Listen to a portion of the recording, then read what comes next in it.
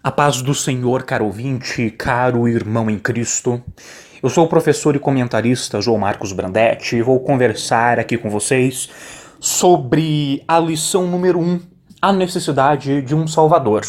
Lição esta que pertence a um conjunto de lições do primeiro trimestre de 2020 para os jovens.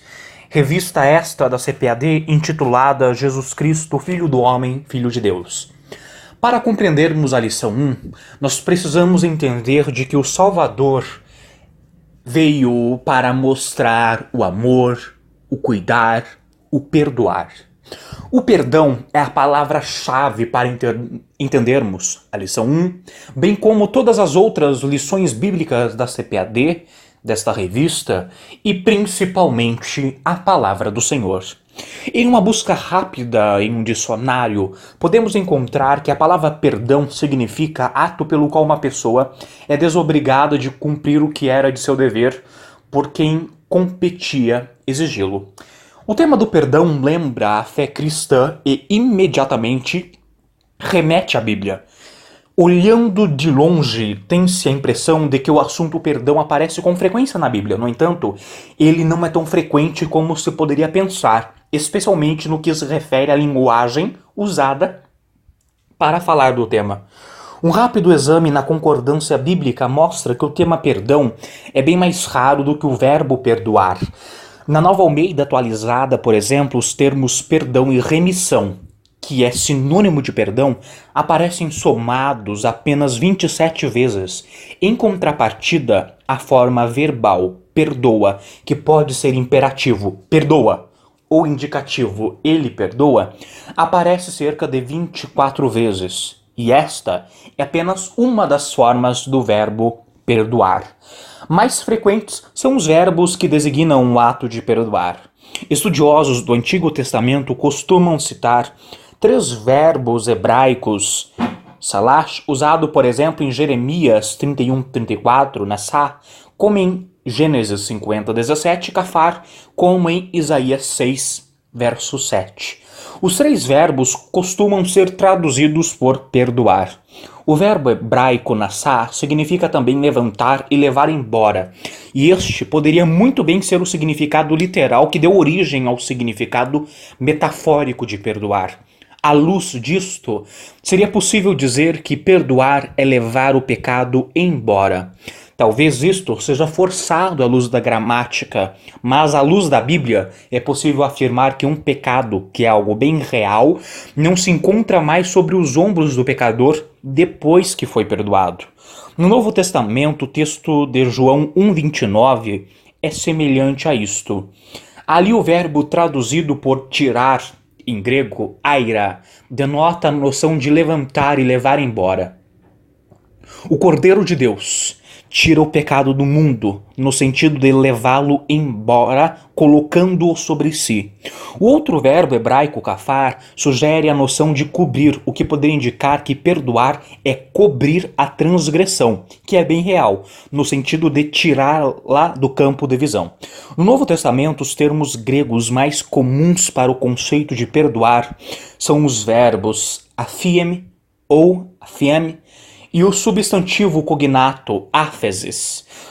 O substantivo áfesis ocorre 17 vezes no Novo Testamento, em 2 significados diferentes, remissão ou perdão e libertação. Apenas em Lucas 4:18 ele tem o significado de libertação. Nas demais ocorrências, como Lucas 24, verso 47, em Efésios 1:7, costuma ser traduzido no texto de Almeida por remissão. Outras traduções, como a Nova Versão Internacional, NVI, usam de forma consistente o termo perdão. Perdão e remissão são rigorosamente sinônimos. O verbo aphiem tem uma pluralidade de significados no texto grego do Novo Testamento. O léxico de Lounsida registra 12 significados diferentes, incluindo despedir ou mandar embora, Mateus 13:36, divorciar, 1 Coríntios 7:11, deixar para trás, Mateus 4:20 e, é claro, perdoar. Do ponto de vista semântico, Perdoar e deixar para trás não tem, a rigor, nada em comum, embora não falte quem queira argumentar que perdoar implica deixar para trás.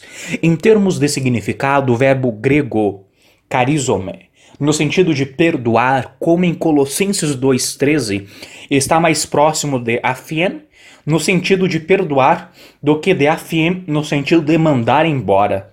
Para os demais termos gregos, que significam perdoar, ou melhor, que significam perdão, eu peço que você, caro ouvinte, possa depois dar uma olhada com mais calma no dicionário de Lo Unida, subdomínio 40b, ou seja, 40.8 a 40.13. Bom, o verbo grego charizomai, que em alguns contextos, como Gálatas 3,18, significa conceder gratuitamente, é usado no Novo Testamento apenas por Lucas, no Evangelho e em Atos, como umas 7 ocorrências, e pelo apóstolo Paulo com 16 ocorrências. Paulo emprega este verbo no sentido de perdoar em 2 Coríntios 2, versos 7 e 10 e 2 Coríntios 12, 13, por exemplo. Em contrapartida, o verbo aphiem, no sentido de perdoar, aparece unicamente nos evangelhos em Tiago 5,15 e 1 João, capítulo 1, verso 9, e também no capítulo 2, verso 12. O apóstolo Paulo emprega esse verbo no sentido de perdoar apenas numa citação do Antigo Testamento em Romanos 4,7. Estes são dados linguísticos interessantes que normalmente escapam à atenção de quem lê a Bíblia apenas em tradução. No entanto, mais importante do que ater-se a esses dados filológicos é concluir com algumas observações de cunho teológico. Primeiro, perdoar o pecado é levar o pecado a sério. Ser tolerante, que é um valor muito prezado em nossos dias, ainda não significa perdoar. Deus já foi tolerante, Romanos 3,25, mas ele é, acima de tudo, o Deus do perdão, Salmo 130, verso 4. Na Bíblia, o tema do perdão tem o seu ponto focal em Jesus Cristo, o Salvador. Efésios 1,7, Colossenses 1,14. O perdão divino sempre é concedido de graça a quem não merece. Mateus 18, versos 23 a 35. A proclamação cristã é essencialmente o anúncio do perdão de pecados. Lucas 24, 47.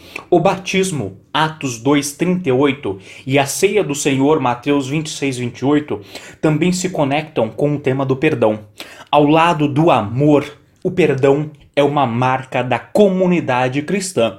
Isso pode ser confirmado em Efésios 4, 32 e em Colossenses 3, 13.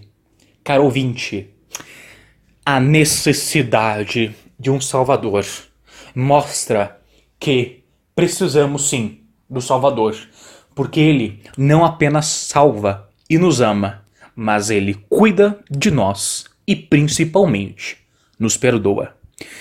Caro ouvinte, que Deus abençoe a sua vida e eu espero reencontrá-los na lição de número 2, intitulada A Humanidade de Jesus Cristo e a Sua Deidade. Até mais. Deus os abençoe.